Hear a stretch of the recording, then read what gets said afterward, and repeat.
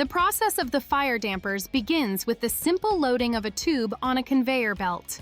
This belt automatically transports the component into the core of the production cell.